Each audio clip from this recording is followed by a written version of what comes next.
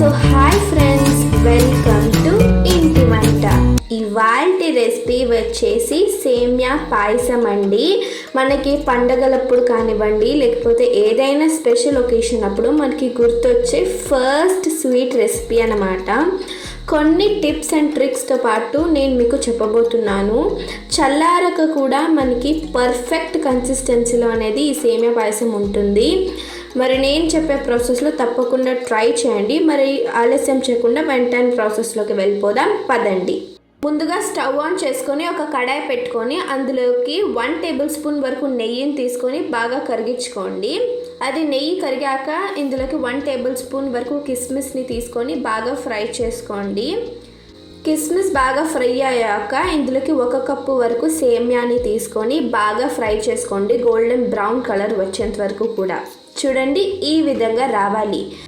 మరో పక్కన నేను 1/2 లీటర్ పాలల్లో 2 టీ గ్లాసెస్ వాటర్ని తీసుకొని చక్కగా పొంగు వచ్చేంత వరకు కూడా బాగా బాయిల్ చేసుకోవాలండి. మనం వాటర్ వేయడం వల్ల చల్లారక కూడా పర్ఫెక్ట్ కన్సిస్టెన్సీలో ఉంటుంది. ఇప్పుడు ఇందులోకి మనం ఫ్రై చేసి పెట్టుకున్న సేమియాని వేసుకొని బాగా మిక్స్ చేసుకోండి.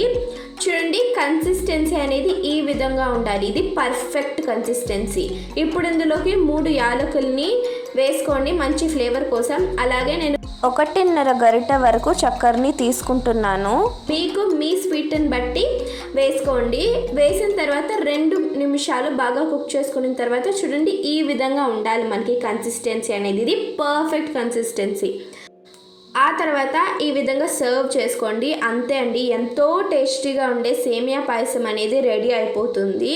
ఏదైనా స్పెషల్ ఒకేషన్ అప్పుడు ఈ విధంగా నైవేద్యంగా కూడా చేసి పెట్టండి. మరి నేను చెప్పిన రెసిపీ ఎలా ఉందో ట్రై చేసి కామెంట్ సెక్షన్లో ఎలా ఉందో చెప్పండి.